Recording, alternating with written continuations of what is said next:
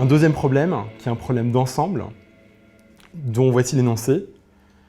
Sur Prep Mes Futurs, 40% des utilisateurs sont français et 3/5 des utilisateurs sont en école de commerce. On sait que 75% des utilisateurs français du site sont également en école de commerce. Quelle est la probabilité qu'en sélectionnant un utilisateur de Prep Mes Futurs au hasard, celui-ci ne soit ni français ni en école de commerce? Face à ce type de questions, le premier réflexe à avoir, c'est encore une fois transcrire les données en fait, sous forme de schéma ou d'écriture mathématique. Et pour le dénombrement, en fait, le schéma, ça va être un tableau. On va un peu lister les données de l'énoncé de façon un peu plus intelligible que dans un texte. Donc on sépare les utilisateurs qui sont français des autres. Donc c'est-à-dire FR et pas FR. Et là, ça va être le total.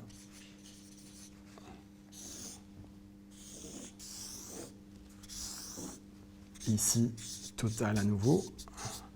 Donc on sait que 40% des utilisateurs du site sont français.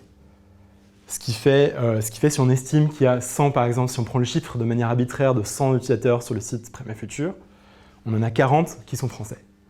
On a également 3/5 des utilisateurs qui sont en école de commerce. Donc 3/5 des 100 utilisateurs de Prep Mes Futurs sont en école de commerce, donc 3 sur 5. Et là, on a dit qu'on prenait 100, donc ça ferait 60 étudiants.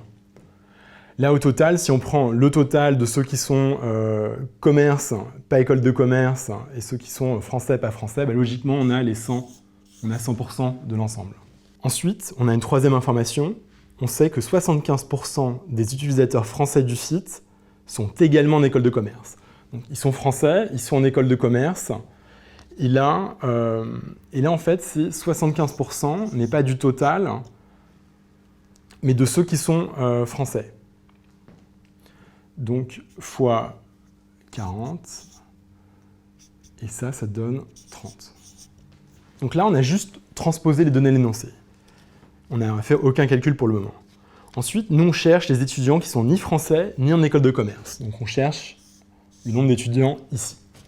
La première étape, c'est de calculer le tableau avec les données qu'on peut facilement trouver et ajouter sur le tableau. En fait, c'est dire quand on prend, par exemple, la ligne de ceux qui sont en école de commerce, c'est-à-dire on a en tout 60 personnes qui sont en école de commerce, 30 d'entre eux sont français, et donc ceux qui ne sont pas français mais en école de commerce, c'est le total, 60, moins ceux qui sont français, donc on en a 30 qui ne sont pas français, dans ceux qui sont en école de commerce. Ensuite, ici, sur le total des utilisateurs du site, on en a 100 en tout, donc 40 français, ça veut dire qu'il y en a 60 qui ne sont pas français.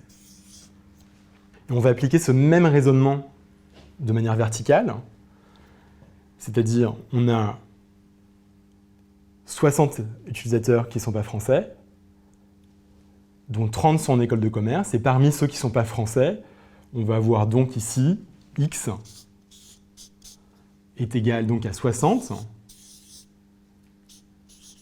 moins 30, et donc ils sont 30.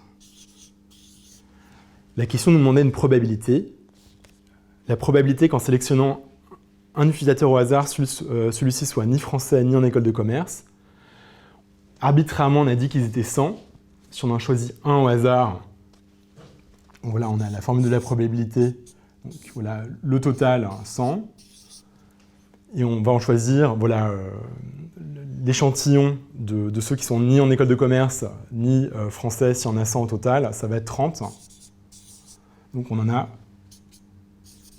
3 sur 10, ce qui serait un des choix de réponse proposés au test.